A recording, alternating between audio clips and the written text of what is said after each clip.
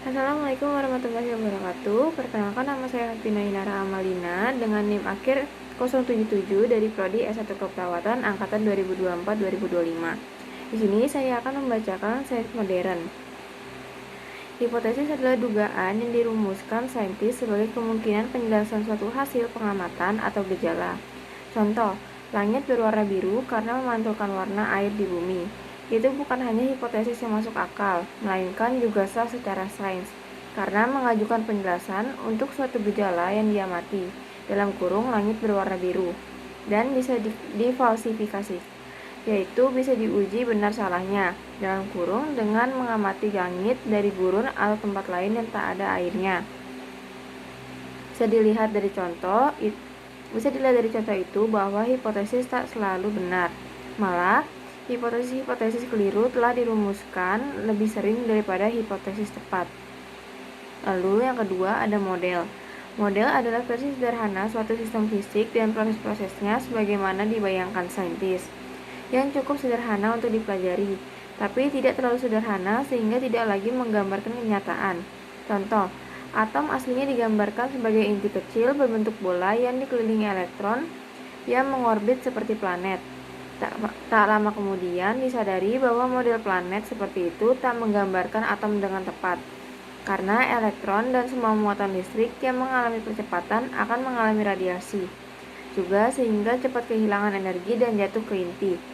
Model awan kuantum kemudian diajukan untuk menggantikan model planet. Lalu ada teori saintis atau teori sains.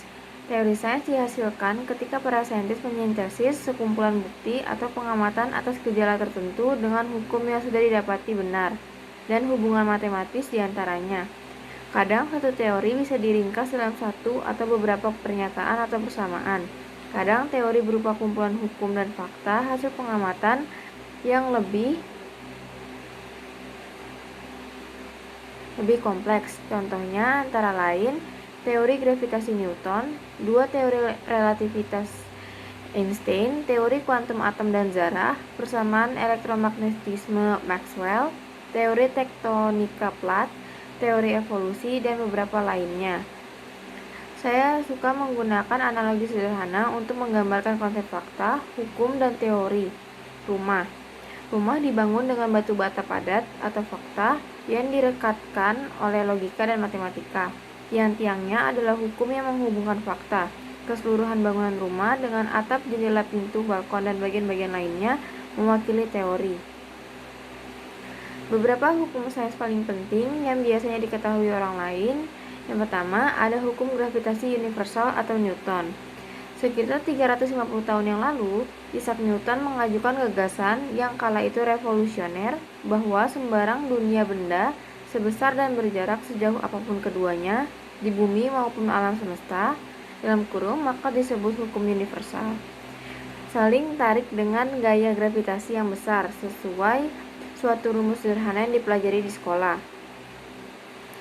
F sama dengan G dikali M1 M2 per D pangkat 2. F adalah gaya, G konstansa universal sama dengan 6,67 dikali 10 pangkat minus 11 Nm pangkat 2 Kg M1 dan M2 masa masing-masing benda, dan D jarak antara pusat kedua benda. Gaya yang sama berlaku bagi dua benda, tanpa peduli sebesar atau sekecil apapun keduanya. Rumus yang sama juga digunakan kini untuk menjabarkan sebagian besar orbit planet dan bulan, juga satelit yang kita tempatkan di sekeliling bumi. Rumus itu juga memungkinkan kita untuk mengetahui massa benda, seperti bintang atau planet. Jika kita mengukur parameter orbital, jarak dan periode benda yang mengelilinginya. Newton juga memberi kita 3 hukum terkenal lain, yaitu hukum-hukum gerak Newton, yang bersama hukum gravitasinya membentuk bagian penting fisika klasik, terutama mekanika. Seperti banyak hukum sains, hukum-hukum gerak Newton indah karena sederhana. Yang pertama sudah saya sebutkan. Yang kedua, menghubungkan gaya yang diterapkan terhadap objek bermassa m dengan percepatan yang disebabkan gaya itu. F sama dengan ma. Yang ketiga, diketahui sebagian besar orang untuk setiap aksi terhadap objek X ada reaksi Ada reaksi setara dan berlawanan dari X terhadap objek Y yang menerapkan gaya ke X. Sekali lagi, tak melihat besar kecilnya tiap objek. Dengan kata lain, tiap objek yang dikenai gaya akan membalas dengan gaya setara. Lalu yang kedua, set hukum penting lain adalah 3 hukum termodinamika yang membentuk dasar studi cara kerja energi dan panas dalam sistem, misalnya mesin, bagian dalam bintang, dan lain-lain. 3 hukum itu bisa dinyatakan sebagai berikut. Pertama, konservasi energi untuk sistem di mana panas berperan penting, kecuali sistem tertutup sempurna, terisolasi dari alam semesta. Sebagian panas akan lepas ke dunia luar. Yang kedua, entropi, yang pada dasarnya ukuran ketidakteraturan suatu sistem akan selalu naik di setiap proses termodinamis. Dengan kata lain, suatu sistem tak akan menghasilkan lebih banyak keteraturan dari ketidakteraturan dengan proses alami apapun. Ketiga, di suhu nol mutlak Kelvin (273,15 derajat Celcius di bawah nol), suhu paling rendah yang dimungkinkan, entropi mencapai nilai terendah yang mungkin, dan semua zara berhenti bergerak. Oleh karena itu, mustahil mencapai nol mutlak. Tapi dengan memompa energi keluar dari sistem, saintis pelaku percobaan telah mencapai suhu mendekatinya. Satu pernyataan penting adalah apakah hukum-hukum yang kita rumuskan itu nyata atau hanya buatan manusia yang bersifat sementara. Bukankah hukum-hukum sains berubah dari waktu ke waktu? Hukum gravitasi Newton saja didapati tidak cocok untuk Merkurius dan daerah-daerah dengan gravitasi kuat dan harus digantikan bersamaan relativitas umum Einstein. Di sini kita mesti membedakan antara hukum sains, rumusan saintis, dan hukum alam yang dalam kurung nyata atau hukum Tuhan. Seperti kata orang beriman. Sebenarnya, yang ditemukan dan atau dirumuskan saintis, fakta alam atau hukum sains hanyalah pendekatan bertahap dan progresif ke hukum alam sejati atau hukum Tuhan yang benar-benar mengatur alam. Apakah hukum alam itu tak berubah pada seluruh waktu dan ruang atau bisa berubah? Muzaffar Iqbal telah menegaskan bahwa cara dan hukum Tuhan tak berubah. Mengutip ayat Quran, sunnah Allah yang berlaku bagi orang-orang terdahulu dan engkau tidak akan mendapati sunnah Allah berubah. Quran 33 ayat 62. Lalu menambahkan, dengan demikian seluruh alam bekerja melalui hukum-hukum yang tak berubah dan bisa ditemukan melalui penelitian atas alam. Beberapa saintis telah mengusulkan bahwa hukum-hukum alam semesta boleh jadi benar-benar pernah berubah. Mereka telah mengajukan cara menguji hipotesis itu, tapi sampai sekarang belum ada pengamatan atau percobaan yang mendukungnya. Pembuatan model dan hukum dalam praktik.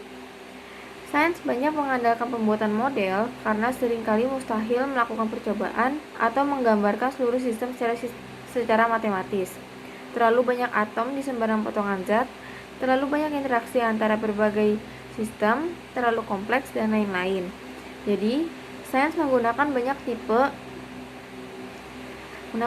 tipe model yang bisa berupa objek fisik, versi sederhana, model analog, model numerik, sistem ideal, dan seterusnya.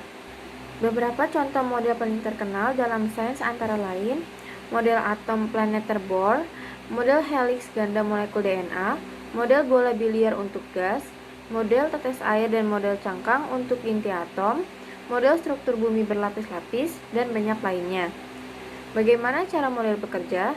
Pertama, model pada hakikatnya adalah versi sederhana sistem sesungguhnya, yang mempertahankan aspek mendasar dan mengesampingkan bagian-bagian tak penting. Penyederhanaan atau idealisasi masalah ini dipelopori oleh Galileo. Benda menjadi titik bermassa, permukaan menjadi bebas gesekan, dan lain-lain. Dan sesudahnya diformalkan. Perhatian harus diberikan ke risiko penyederhanaan berlebihan atau penghapusan suatu aspek penting masalah. Pemahaman atas batas akurasi model juga diperlukan, tergantung sifatnya. Contoh, model numerik bisa menjadi lebih atau kurang akurat tergantung seberapa linear atau non-linear chaotic sistemnya, dan skala waktu perhitungan. Ini paling baik digambarkan di model perkiraan cuaca dan model perubahan iklim atau pemanasan global.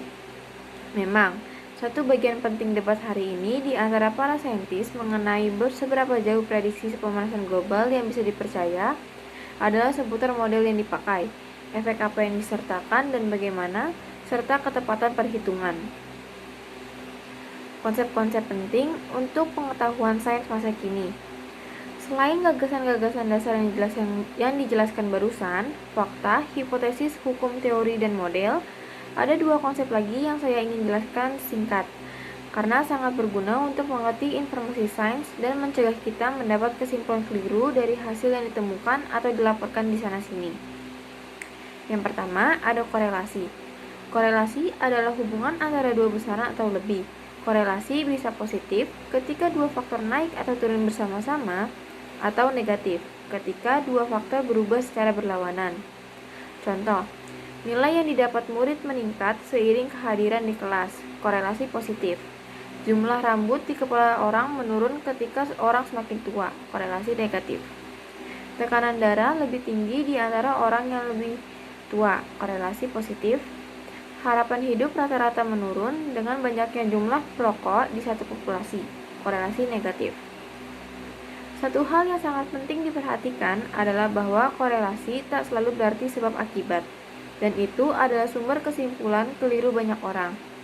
Korelasi antara dua besaran, misalnya A dan B, dapat disebabkan faktor ketiga yang memengaruhi keduanya. Jadi bisa ada hubungan sebab akibat antara C dan A dan antara C dan B, tapi tidak ada antara A dan B. Berikut beberapa contoh dari dunia sekitar kita untuk menggambarkan kaidah penting ini. Boleh jadi ditemukan korelasi antara jumlah tunawisma dan angka kejahatan di suatu kota. Namun, tunawisma belum tentu menyebabkan kenaikan angka kejahatan. Keduanya dapat disebabkan tingginya jumlah pengangguran di kota itu atau barangkali faktor tambahan. Misalnya, penggunaan obat terlarang. Kadang ada beberapa faktor penyebab korelasi seperti itu. Lalu, boleh jadi ada korelasi antara jumlah petugas pemadam kebakaran yang datang menangani suatu kebakaran dan besar kerusakan yang terjadi. Tapi jelas yang pertama tidak menyebabkan yang kedua. Begitu juga bisa diperhatikan bahwa anak sekolah yang mendapat pelajaran tambahan tertentu cenderung mendapat nilai lebih rendah dibanding teman sekelasnya. Tak perlulah dianggap pelajaran tambahan menyebabkan nilai turun. Ada sejumlah contoh korelasi yang terjadi pada musim panas. Contoh, jika kita mengamati jumlah kasus orang tenggelam dan pembelian es krim, kenaikan dan penurunan keduanya bisa terjadi pada waktu yang sama. Tapi jelas, keduanya disebabkan musim panas, sehingga banyak orang berenang dan membeli es krim. Terakhir, ada kartun lucu yang menampilkan anak mengatakan, tiap kali kapten menyalakan tanda pakai sabuk pengaman, pesawatnya berguncang-guncang. Yang kedua, signifikansi statistik. Ketika membaca hasil pengukuran, kita mesti berhati-hati dalam memutuskan apakah efek yang dilaporkan itu signifikan atau tidak. Kita harus selalu ingat bahwa pengukuran bisa keliru, kekeliruan alat, kekeliruan manusia, atau naik turun secara normal. Juga disebut ketidakpastian. Dan tiap pengukuran harus dibaca berikut kemungkinan penyimpangnya ketika dibandingkan dengan yang nilai lain. Contoh, jika suatu pengukuran baru menunjukkan nilai A sama dengan 4,7, sementara pengukuran sebelumnya mendapat 5,2, kita jangan langsung menyatakan ada perbedaan signifikan, sekitar 10% ke atas. Karena bisa saja ada ketidakkonsistenan di kedua hasil, yang bergantung kepada kesalahan atau ketidakpastian di dua nilai. Jika keduanya punya nilai ketidakpastian 0,3, maka keduanya masih konsisten.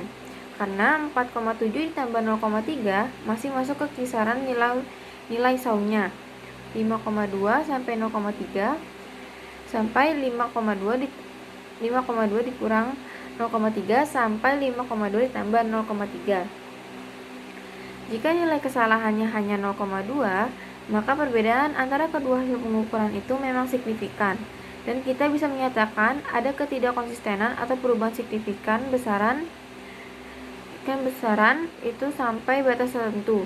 Saya bilang sampai batas tertentu, karena sudah begitu pun ilmu statistik memberitahu kita bahwa ada peluang sekitar 5%. Bahwa walau nilai kedua pengukuran 4,7 dikurang 0,2 sampai 4,7 ditambah 0,2 dan 5,3 dikurang 0,2 sampai 5,3 ditambah 0,2 tak saling tumpang tindih, keduanya memang tumpang tindih jika ketidakpastiannya 2 kali lipat. Perhatikan bahwa peluang itu terjadi adalah 5%. Tidak kecil sama sekali. Kita bisa melihat dari gambaran itu bahwa pengukuran dan hasil yang tampak memberi kesimpulan tertentu. Mesti diperiksa menggunakan statistik untuk memastikan signifikansinya. Kritik modern terhadap sains. Sains selalu dikritik karena alasan objektif, metodologi, maupun lainnya atau ideologi. Baru-baru ini muncul kritik-kritik baru termasuk dari agama, fundamentalis, dan kritik pasca modern. Keduanya menyatakan bahwa sains, seperti banyak upaya manusia lain, adalah konstruksi yang tak kurang subjektif atau ideologis dibanding bidang-bidang lain. Kritik lain, misalnya kritik feminis, mengatakan bahwa upaya sains itu mengandung bias sosial dan budaya, mengutamakan saintis barat, laki-laki yang mendapat berbagai kelebihan, dan beberapa kesimpulan barangkali berbeda jika yang membuatnya adalah perempuan atau bukan barat. Pandangan itu boleh jadi tampak mengejutkan atau bahkan menggelikan, tapi ada yang serius menyatakan demikian, terutama di bidang ilmu sosial. Juga ada kritik Islam terhadap sains modern yang akan kita bahas nanti. Namun, para pembela sains berdalih bahwa keberhasilan besar sains selama beberapa abad belakangan, banyak sekali prediksi yang terbukti, penerapan yang mengubah kehidupan dan masyarakat dan lain-lain, bisa berbicara banyak. Memang benar bahwa penajaman metodologi dan barangkali pembahasan sosiologi upaya sains dapat bermanfaat di bidang-bidang tertentu. Namun, tidak ada dasarnya mengkritik berlebihan dan meremehkan nilai sains. Penilaian objektif dan perspektif bisa mengarahkan kita untuk mengakui dan menyoroti beberapa perdebatan penting mengenai sains modern dan cara kerjanya. Suatu perkara yang didebatkan adalah reduksionisme, suatu kaidah metodologi umum di mana penelitian atas suatu objek atau benda dianggap paling baik dilakukan dengan memecahnya menjadi berbagai bagian. Memahami dan menganalisis setiap bagian dan hubungannya ke bagian lain, kemudian menyusun ulang benda atau subjeknya. Cara itu sangat ampuh di banyak bidang, terutama fisika dan kimia, sampai batas tertentu di biologi. Contohnya dengan kemungkinan reduksi mekanisme sel ke interaksi kimia antara bagian-bagiannya. Namun, proses reduksionis menjadi makin kurang jelas apabila kompleksitas makin tinggi. Walau para reduksionis rakus ingin terus menerapkan kaidah itu, psikologi disajikan sebagai setidaknya pada prinsipnya hasil biologi. Kesadarannya hanya perwujudan kompleks, proses-proses di otak, dan seterusnya. Sikap serba hanya itu sering dipandang sebagai penerapan agenda ideologis materialis. Jika segalanya bisa direduksi menjadi atom dan interaksi belaka, maka kita tak akan perlu menyebut-nyebut akal budi, apalagi jiwa. Itu membuat filsuf kontemporer seperti Fraser Watts bersikeras membedakan antara reduksionisme metodologis dan reduksionisme ideologis. Kenyataannya, saintis tahu bahwa banyak gejala yang tidak bisa dikenai pendekatan reduksionis, seperti banyak fenomena emergen di tingkat kompleksitas yang lebih tinggi, muncul gejala baru yang tak bisa ada di tingkat rendah, telah diamati dan diteliti. Bidang perdebatan lain adalah upaya sains menempati ruang penelitian seluas mungkin tanpa batas, termasuk terhadap kehidupan dan masyarakat manusia. Biasanya itu diberi label saintisme, istilah yang berkonotasi buruk. Memang, sementara reduksionisme boleh jadi tak berlaku bagi banyak bidang dan gejala. Itu bukan berarti bahkan sesuatu seperti kesadaran tak dapat dijelaskan sepenuhnya oleh sains, cepat atau lambat. Namun ketika kita memasuki ranah perilaku dan upaya manusia, termasuk gejala psikologis seperti cinta dan spiritualitas, atau gejala sosial seperti agama, persoalan relevansi, dan kemampuan sains menjadi perdebatan. Nomanul Haq menjelaskan kecenderungan saintisme dengan kesukaan masyarakat manusia mengeluh-ngeluhkan saintis, sehingga menyiratkan bahwa saintis memiliki pemahaman lebih mendalam atas dunia sehingga harus dipercaya di segala bidang. Pandangan para pemikir Islam mengenai sains modern dan metodologinya. Kritikus sains modern paling terkenal di kalangan muslim tak diragukan lagi ialah Syed Hossein Nas, salah seorang filsuf muslim paling penting dalam 50 tahun terakhir, yang telah menulis lusinan buku, ratusan artikel, dan mendapat berbagai penghargaan. Keberatan utamanya adalah karena sains modern telah menggunakan pendekatan naturalistik, tidak melibatkan segala pihak supranatural dan spiritual, sehingga menyangkal kaitan dengan ilahi, yang dianggap penting. Keberatan penting umum Nasr lainnya adalah bahwa sains modern telah memecah belah dan merendahkan manusia, serta merusak alam, yang dianggap sakral dalam Islam.